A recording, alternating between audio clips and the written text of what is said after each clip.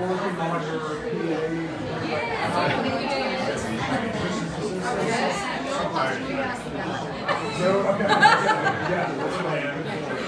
yeah, like Colston. Hey everybody, thank you for joining us tonight. We're going to go ahead and get started.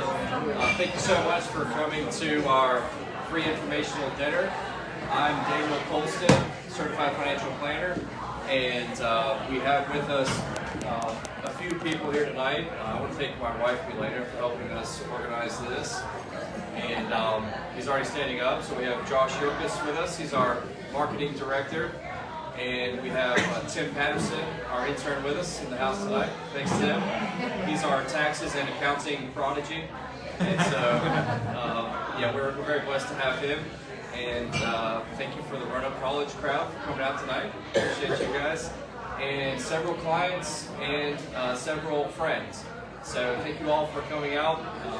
We're just going to kind of talk about what we do and how we can help you grow your wealth. And so enjoy your meal. They're going to be bringing the food out, and for anybody who hasn't ordered yet, taking your orders. So thank you for coming. We are a fee-only financial planning firm, and so we don't charge any commissions. We just charge a flat fee for good advice, and we believe that good advice is comprehensive. So it's not just about investments, or not just about taxes, or not just about insurance, or not just about getting your will done. It's about everything. And so everything affects your financial plan. Because even if I was an amazing investment manager and I could 10x your money, so if you give me $100,000, I can turn it into $1 million. If you don't have a good insurance plan, and then you get into an accident and you lose a liability lawsuit, you would lose all that $1 million. And so that's why we do comprehensive financial planning, to look at your whole picture, to make sure that your wealth is growing in a comprehensive way, and you're not doing excellent in some areas but have weak areas as well. So we look at these 5 areas: taxes, investments, insurance, retirement planning, and estate planning. So the retirement planning is a really robust piece of that, because you know, for instance, a couple who has worked their whole lives, now they're in their 60s, and they have the question of, do I have enough money in my investments to be able to retire? We can answer that question, and it's a complex question because you have to look at Social Security benefits, what is their lifestyle, how much money do they spend each month, can they live on $5,000 a month, or $10,000 a month, or $2,000 a month? Is their mortgage paid off? So we look at all of those things, and will they live to 90, or will they live to 120? So we look at all that. You want to run out of life before you run out of money. That's what we help you do.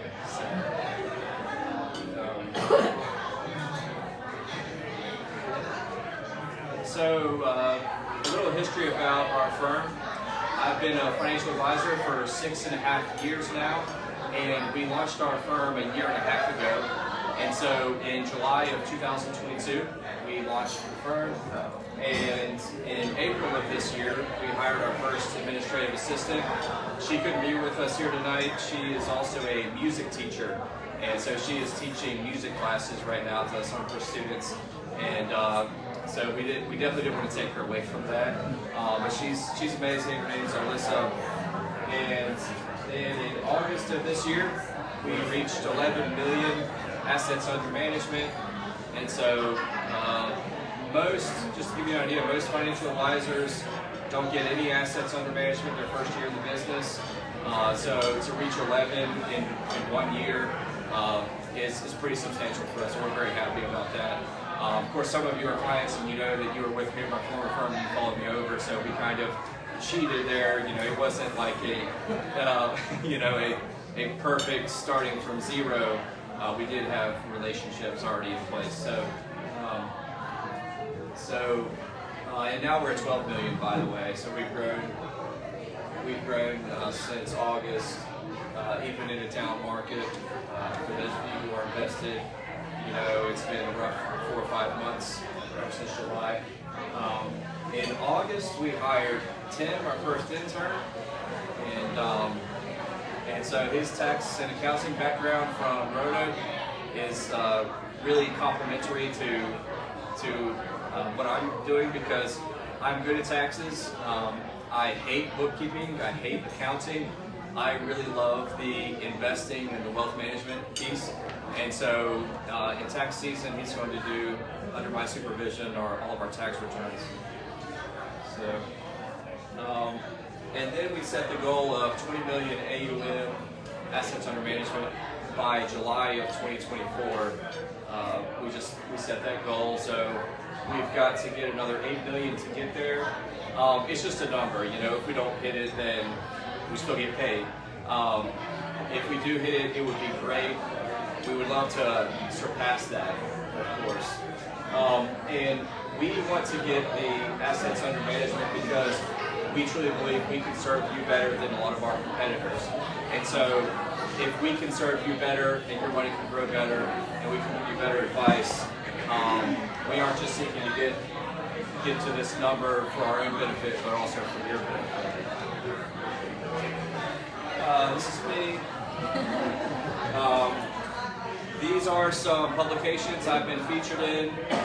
They asked for me to write an article or a blog for them, and so we've been featured in some national magazines and publications, including Yahoo Finance, AOL, Consumer Affairs, and all these other ones. Of course, the local ones have been on local TV a few times.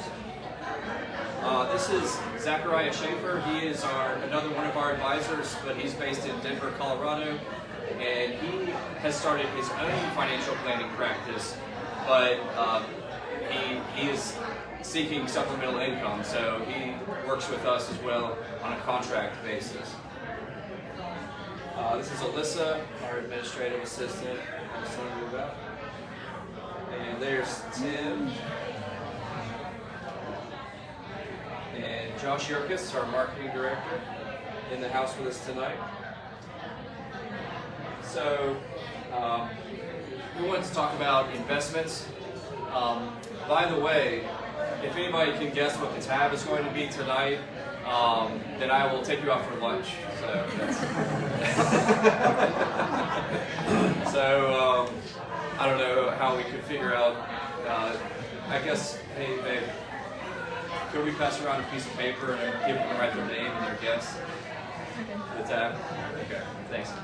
All right, so the winner of the guessing game wins a free lunch with me. If you're a girl, then my wife will come too. So we want to talk about investments. This is the bread and butter of what we do. I'm watching the stock market every day, so I found ways to deal with my depression.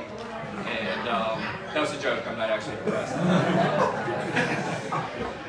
So, you know, I love investments. I love the game. Ever since I was a little boy, I made my own piggy bank, and I would stuff, you know, whatever loose change I had in there. And then it was getting to the point where I would take the largest bill in my wallet and I would put it in there. That way I knew I was saving up a lot. So I've always been good with money and love watching the markets, love working for you, I love winning. So if you put, and people talk about Roth IRAs all the time, if you put $500 a month into a Roth IRA for 30 years and you get an 8% return, how much money would you have? Do we have any guesses? 2.4. Okay, 2.4 million. Depending on the market, probably like 1.5. 1.5. You guys have very high expectations. So 8% is decent. You know, we would love to get 12 or 13%. It just depends on the year. You know, you're going to have down years also. You're going to have years like in 2020 where you can get 40% returns. So 8% is, you know, a pretty balanced return. You know, in our aggressive portfolios, we seek for 12 to 15% But you would have, it's nowhere near either of those numbers. You would have about $750,000. So, but that's at 8%. But if we do it at 12%, then you're talking 1 point something. So it does depend on the markets. But $500 a month. That's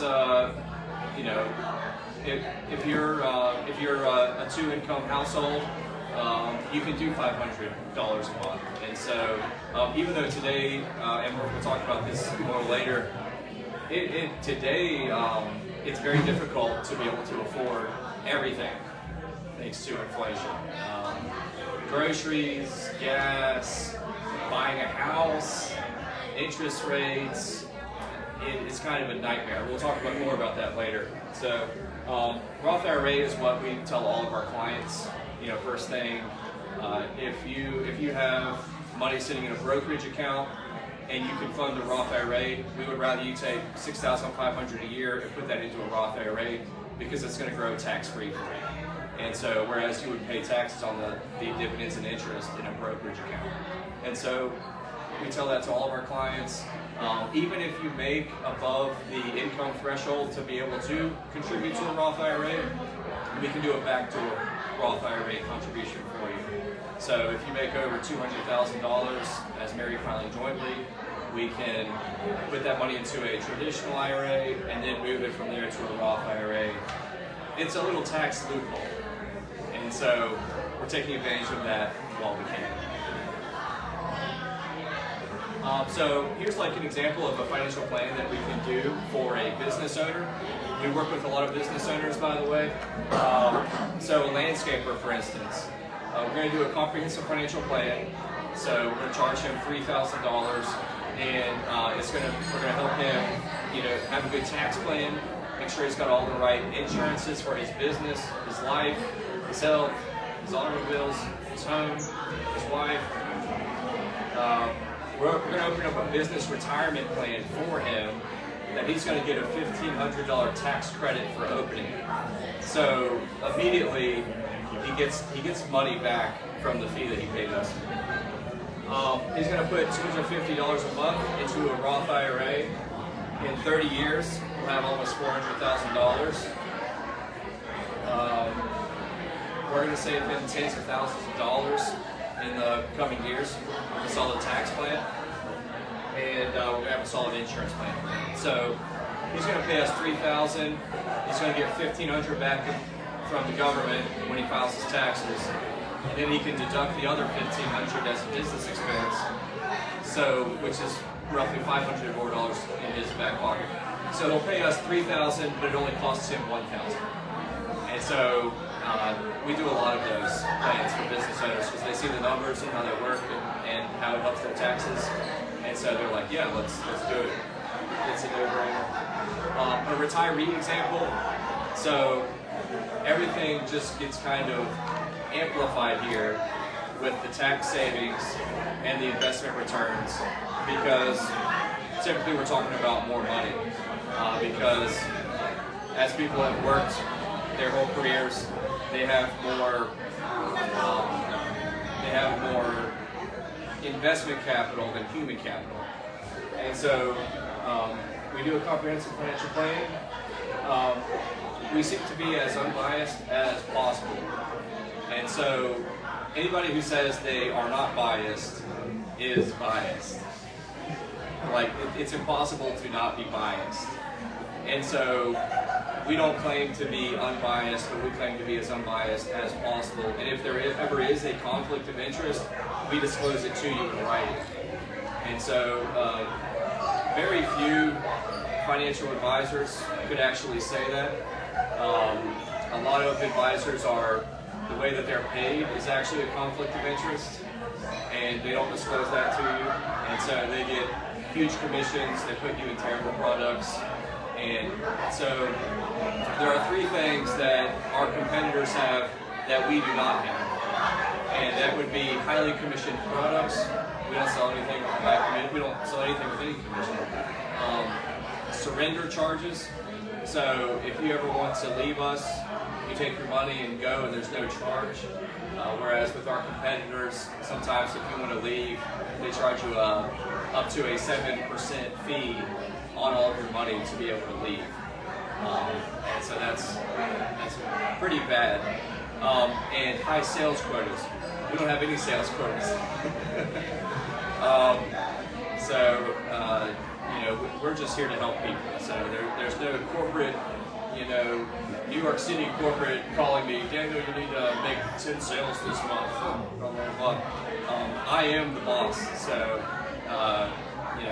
we have a small company and we're all about helping people. So it's pretty great in our industry to be able to say we're in this to help people, and we don't have the pressure on us to do anything unethical or bad for the client.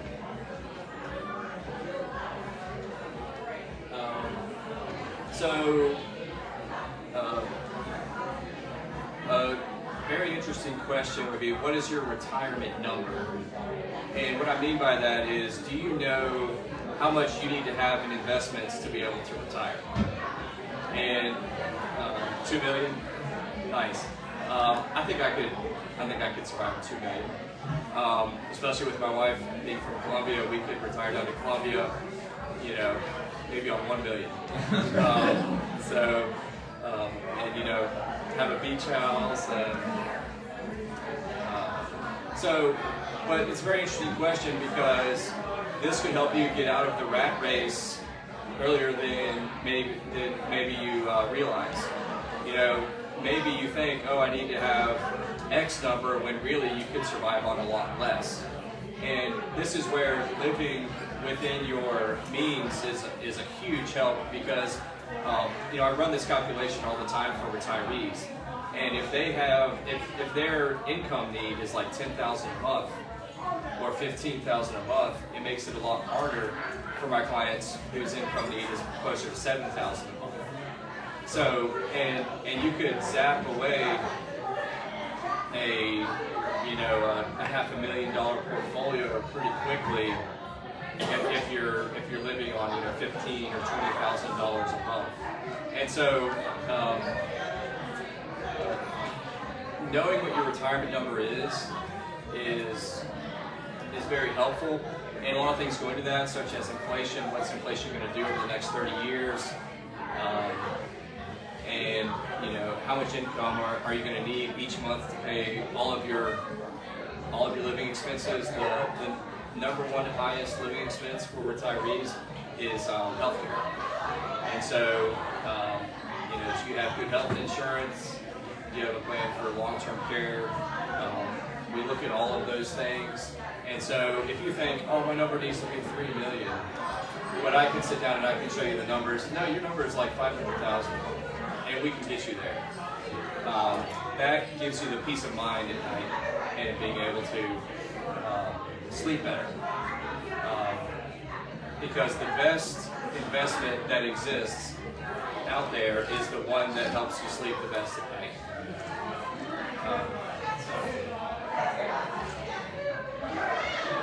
Okay, inflation. I wanted to talk about this tonight because the last 3 years have just been murder with inflation. And this is a huge concern because I'm talking with my clients. A lot of my clients are here tonight. Thank you for coming. And so we've seen inflation with all these things related to, wars happening in the world, and the housing shortage, and COVID happened, so in order to avoid a financial crisis, the government infused all of this stimulus into the system, and then the stimulus created inflation, and then the government said, okay, we're going to kill inflation by killing the economy. So then they started killing the economy.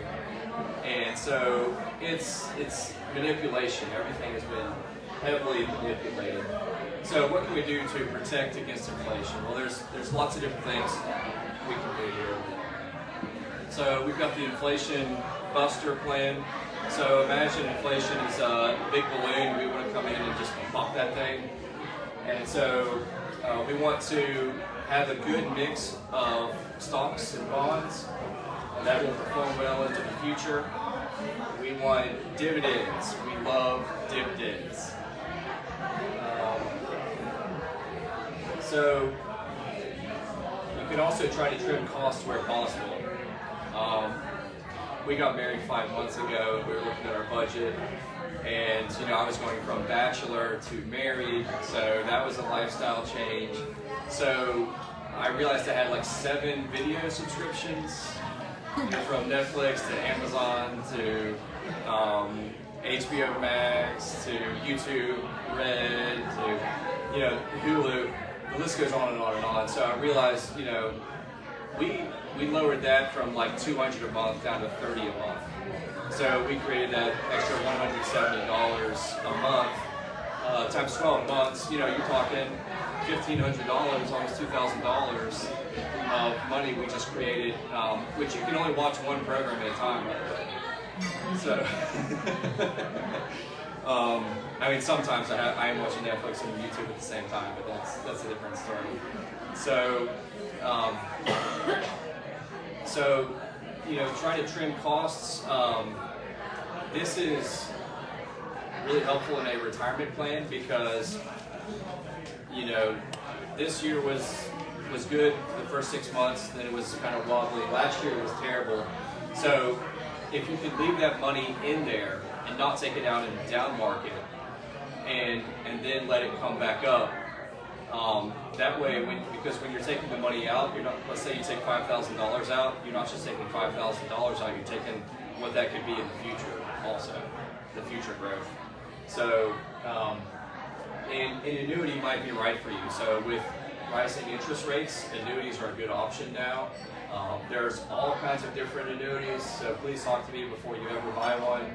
Some people are annuity salespeople. That's the main thing they do, and they get huge commissions for doing that. So avoid that. Talk to somebody who can offer an unbiased opinion. But there are some annuities that are zero risk. You will lose zero of your principal, and so it's only upside potential. And we've got some things we can talk about today. So bonds. Let's talk about some really interesting stuff here. I can tell you guys are just like riveted at your seat. Like, let's talk about bonds. Yeah, let's talk about interest rates. So traditionally in wealth management, bonds are supposed to be the safe place for your money, right? So you're supposed to have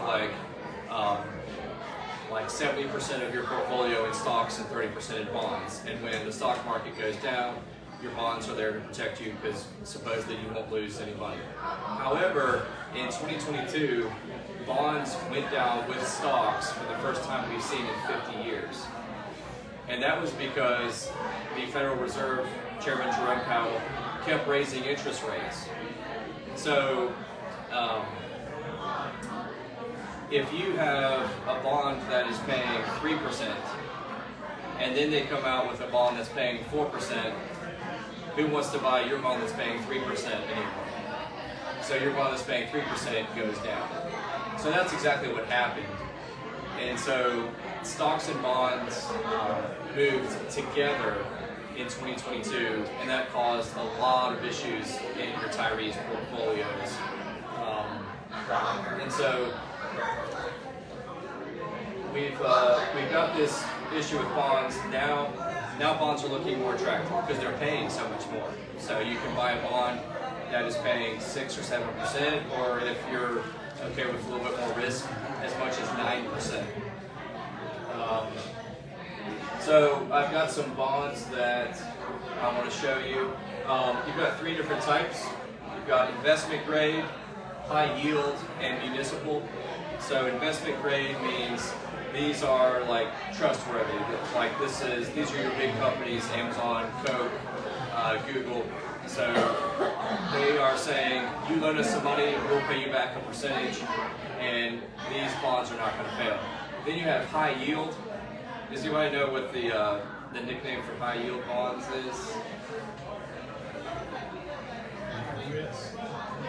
Yeah, also high risk or junk bonds is what they're called. I prefer junk bonds, even though they have a terrible nickname, because they pay such higher rates. And these would be more volatile companies, so like your oil exploration companies or a younger company that's coming on that are looking for, they need money to be able to perform their jobs, and so they're willing to pay you a higher return on that. And then municipal bonds. So, Roanoke City, they want to build a new bridge. They'll say, hey, if you loan us some money, we'll give you back 6% on your money. So that's, any municipalities. These are great for taxable accounts. So if you have a brokerage account, just a normal investment account, and you have a high income, these are great because they can be federal and state tax free. So if you buy a Virginia municipal bond, then you pay no federal taxes on the dividends you receive, and you also pay no state taxes on the dividends you receive. So here's inside my portal, like when I go to invest your money, this is what I look at. So these are the bonds options we have. I wanted to show you this. Has anybody ever heard of HCA Healthcare? They own Lewis Gale. You might have heard of Lewis Gale Hospital. So they're paying a 7.5% bond right now. That's pretty good. That looks pretty attractive. Put 100 grand in it. After a year, you have $107,500. So these were the investment grade bonds.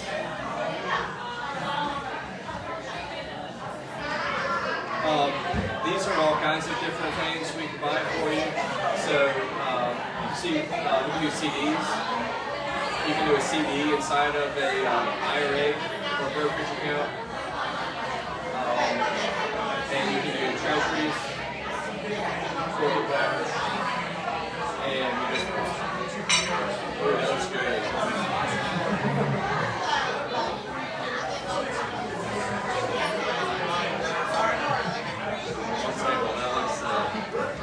That's a nice little steak right there. Can't wait for this presentation to be done so I can get some of that.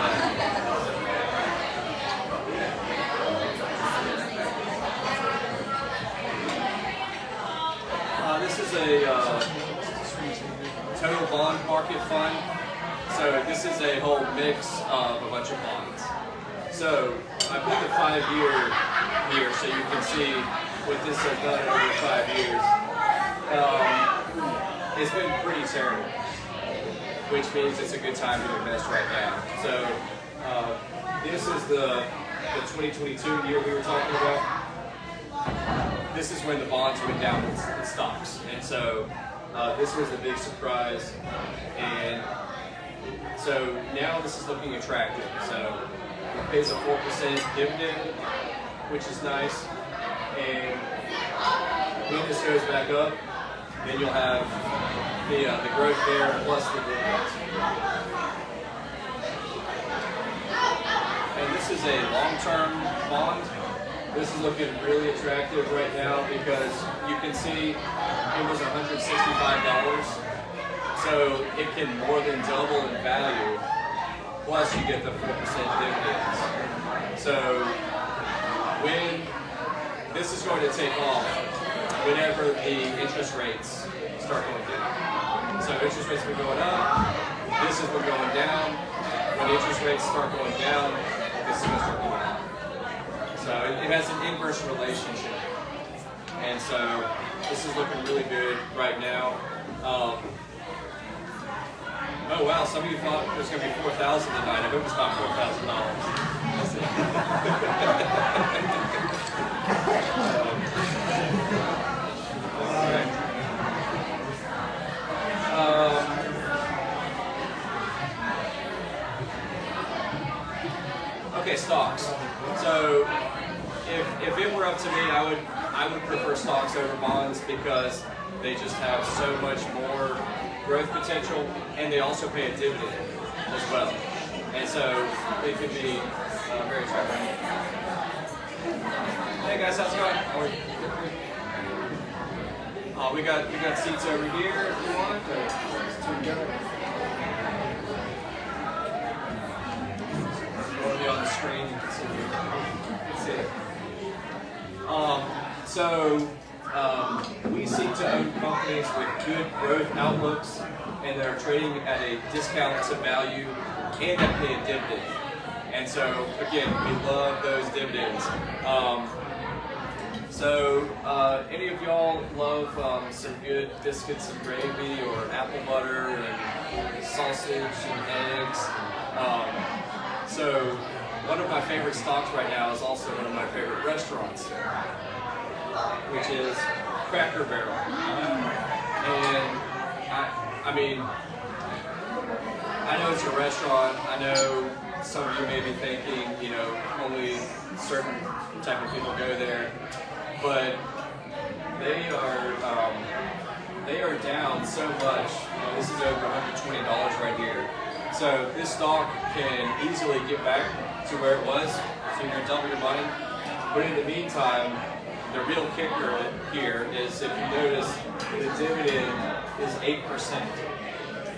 So if we put in $100,000 in 1 year, even if this doesn't grow at all, you're going to have $108,000. And then if it goes back to where it was, if it doubles in value, we're going to have $200,000 plus the dividends, which would be $216,000.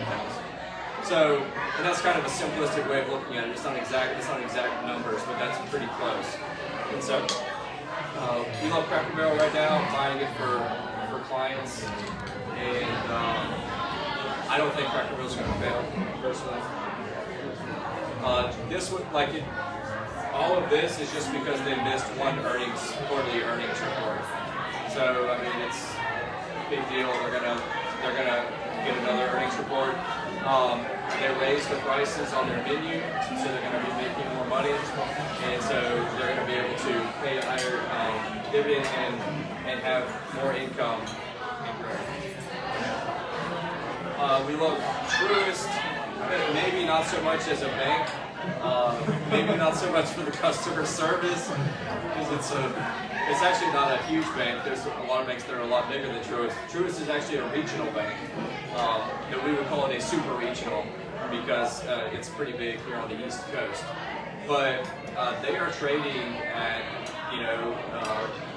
less than half of what they were at. So back in March, does anybody remember when the 3 banks failed? Yeah, it was, everyone thought, oh no, it's another 2008. Not quite.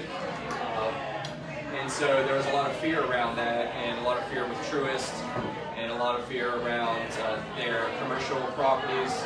The idea that downtowns are going to be hollowed out, and people are going to be working from home and not going back to the office. So these people who work downtown are going to default on their loans to regional banks such as Truist.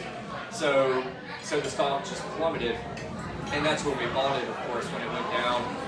It has not recovered back yet, so it's still looking attractive, and it pays the dividend of 7%. And so that's another reason why we really like this stock. This is a mutual fund, so this is also a fund that we have client assets in. This has done very well this year. Some experts have called this the flock to safety. So in kind of scary environments, people put their money in the companies that are too big to fail. So this is a U.S. growth fund, so it's all United States companies, but also the biggest United States companies. So Amazon, Google, Netflix, Facebook, those are the types of companies that this invests in. And this was like over $80 just a couple years ago. And so if it goes from 50 to 80, you're making back a 60% return on your money. So we don't know when that's going to happen. Of course, I'm not a magician. I don't have a crystal ball, but it will happen.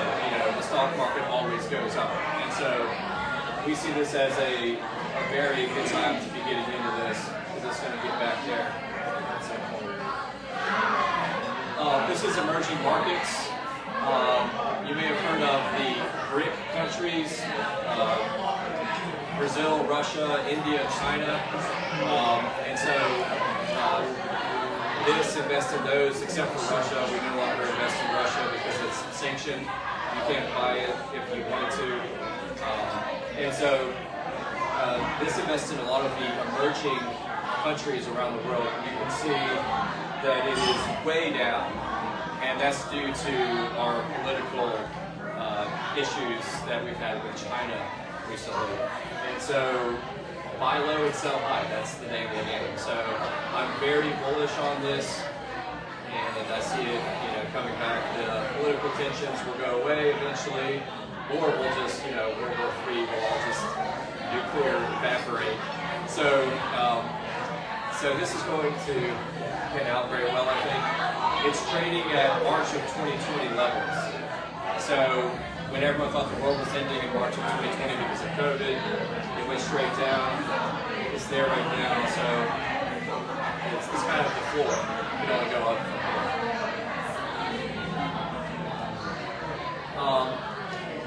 Talking about the banks again, this is a regional banking ETF, and so this is a collection of a lot of different banks, and so this is going to do really well. It was at $64 before March, now it's trading around 40, so there's an implied 50% return.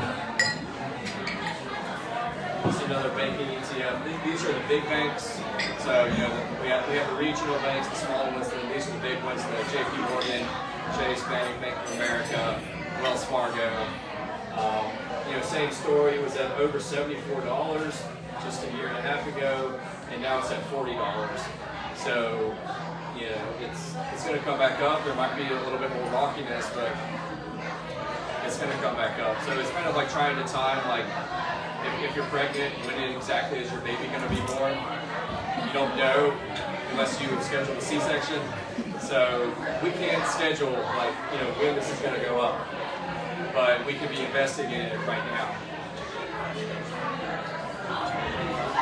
So CDs are paying 5 to 6% now. So if you tell me, hey, I don't want to lose one dime, we'll put you in a CD, we'll get you 5 or 6%, and it's secure.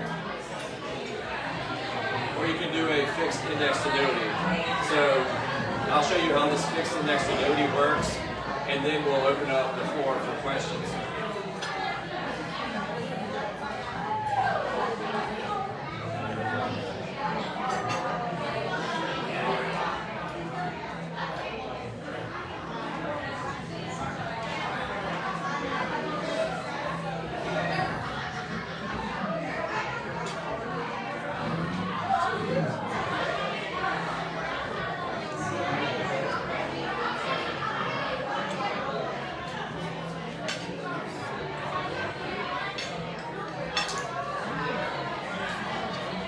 Okay, give me just 1 second.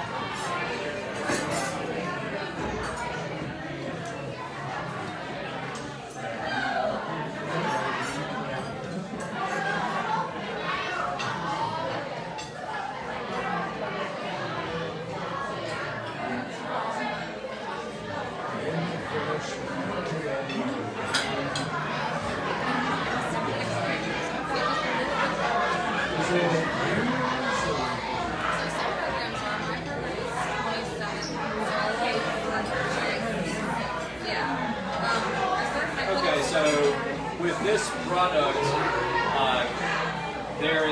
you're guaranteed not to lose any money.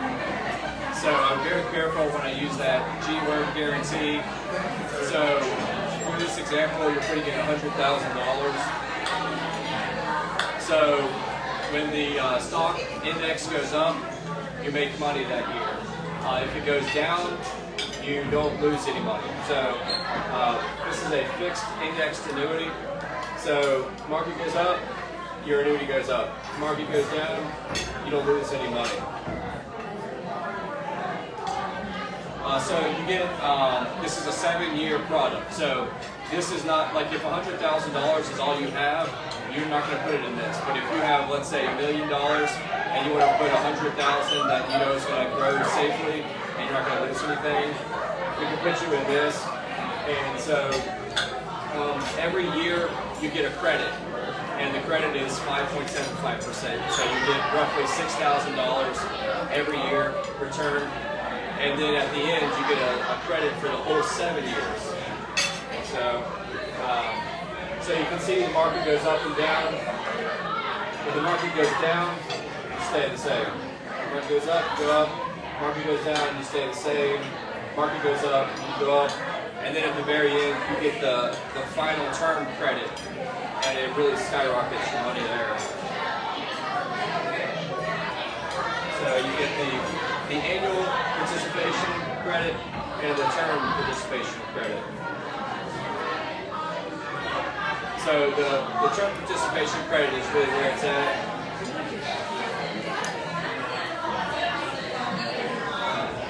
So at the end of the first year, it was a down market. You got nothing. End of year 2, you got your almost $6,000. End of year 3, you got it again. You got it every year. And then at the end of 7 years, you get another almost $50,000. So you turned $100,000 into $177,000 in 7 years.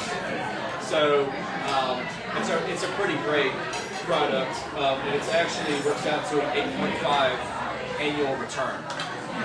So that's locked up. That's money you just put away, and it's growing for you.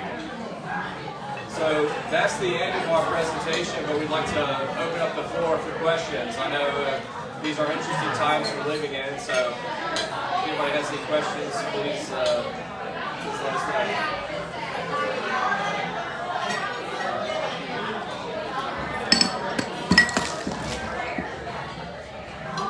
Yes? You talked a lot about how wars and like conflict between different countries. What's your take on AI? Do you think it's right now too open now? Is this too new? Like those kind of companies that are in the or other companies that we have more investment?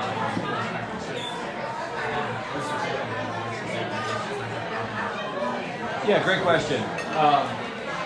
So he said, what is my take on artificial intelligence right now and the big boom with NVIDIA? NVIDIA stock has just continued to go to new highs this year.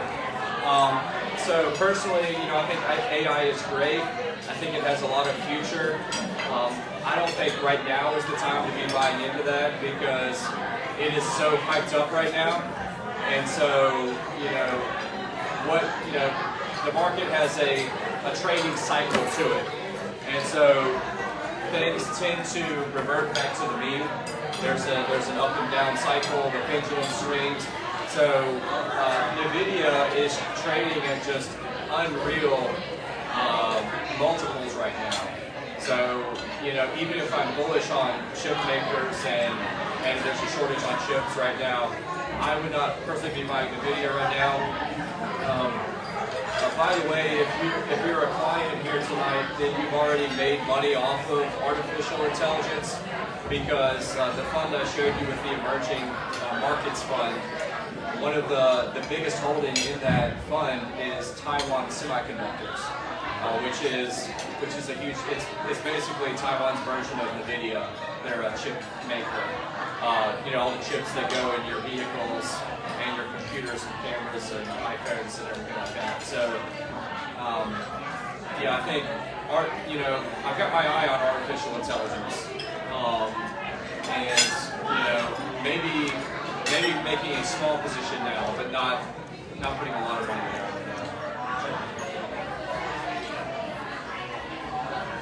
Yeah, Adam. You tend to incorporate alternative investments in portfolios in terms of like products that are negatively correlated with how the stock market typically goes. Yes, absolutely. The term alternative investments is kind of a different category. Typically, you have to be a qualified investor to invest in that, which means you have to make over $250,000 a year or have $1 million in investable assets. But in terms of low correlation, absolutely. We choose to build portfolios that have negative covariance.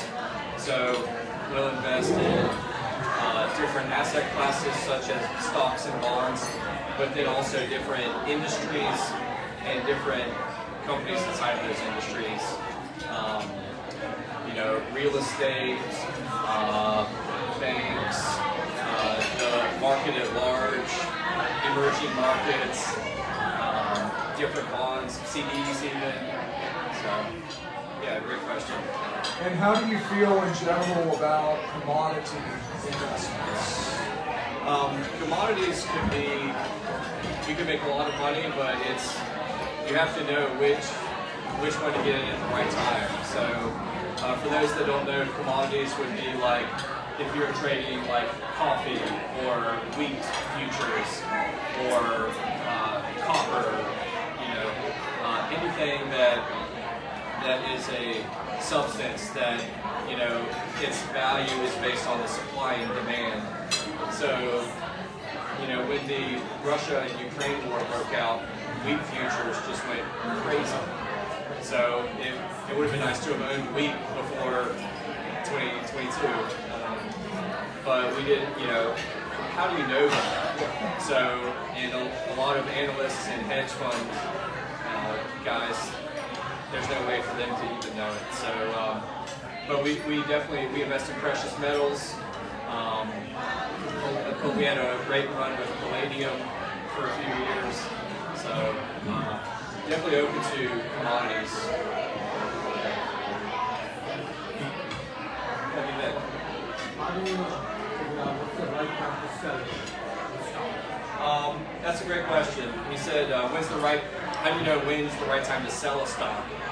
So, you know, anyone who tells you that they know or they timed the top or they timed the bottom they might be telling you the truth, but they aren't telling you about all the times where they got it wrong. And so it's impossible to know exactly when, but we can work with trends. And so we can swing trade some things. So for instance, in December of last year, I sold all of my clients out of oil. We just got out of it because I was thinking it's way too high in relative to the past 10 years. And I happened to be right. So, you know, oil went down in January this year and it's continued to just bounce. I got out at $91 of the oil ETF we were in. It's now trading for $82. So now I'm thinking about buying back into it. And if it goes back up to 90, selling again. But it's kind of like a knife is falling down and you're trying to catch the knife at the right time. You try to catch the handle, but you might catch the blade. So if we brought down, it might go down to 70.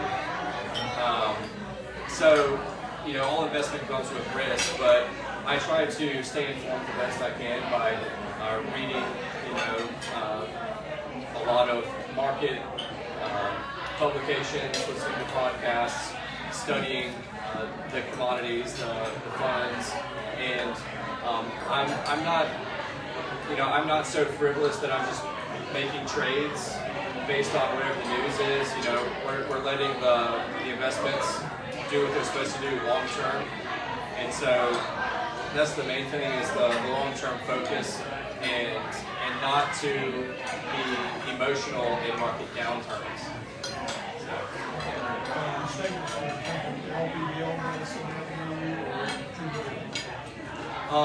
We work with Charles Schwab. Yes, sir. So Charles Schwab is our custodian, and they do a great job. They're one of the biggest investors in the world, and we've been very happy.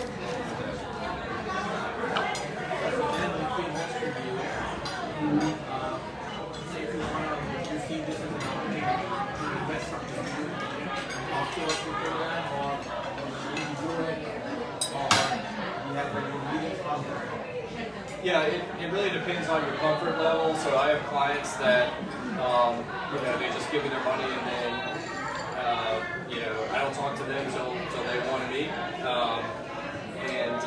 know, I have some clients who typically at the beginning of the relationship, they just kind of want to see how it's working, and so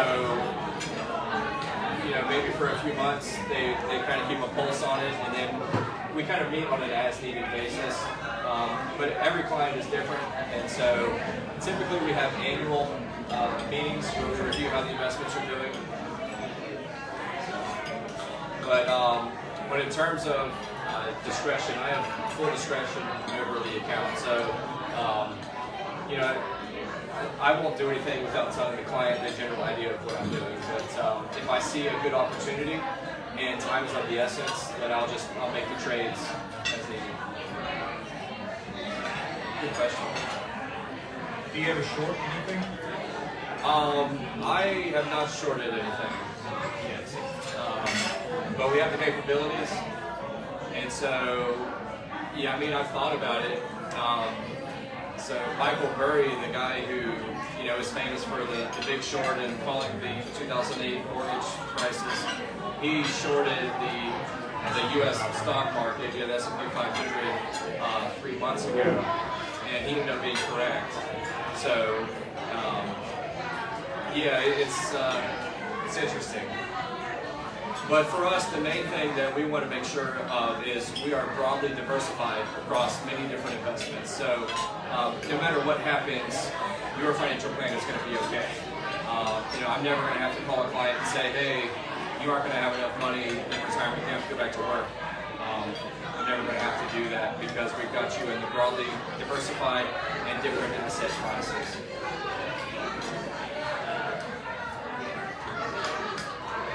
Yeah, Adam.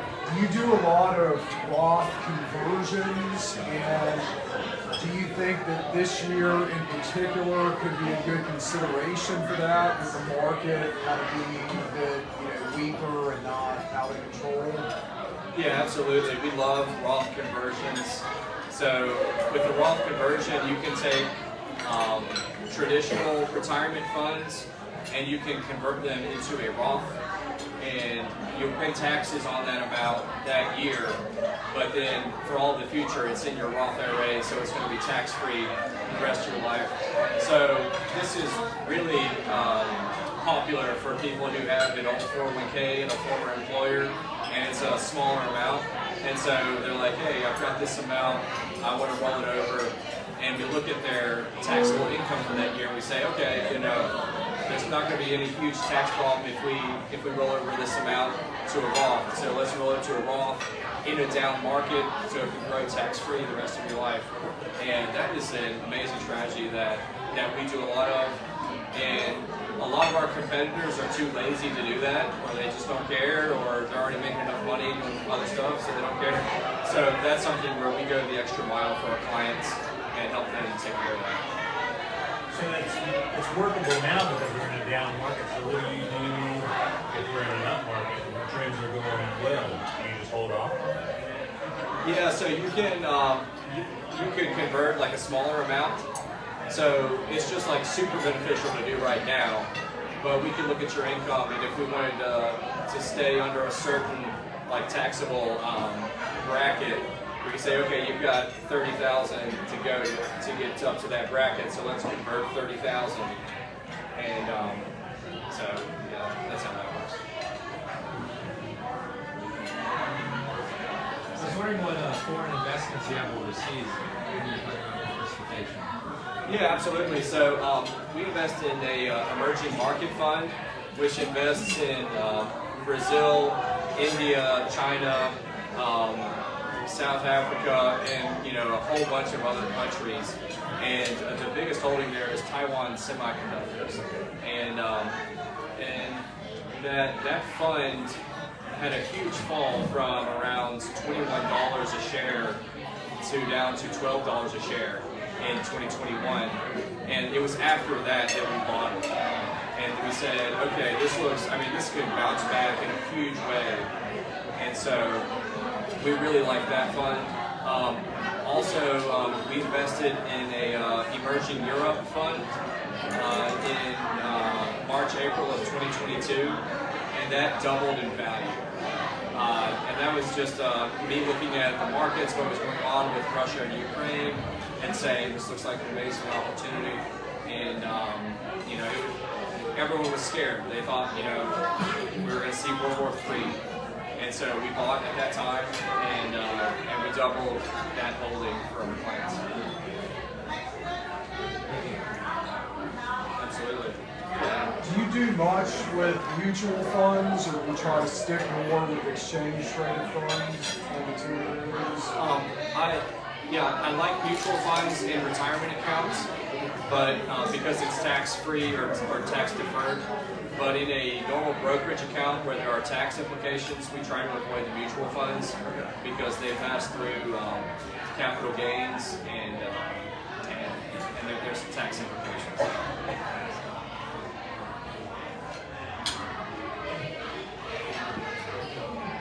Okay, I guess we have time for 1 or 2 more questions here.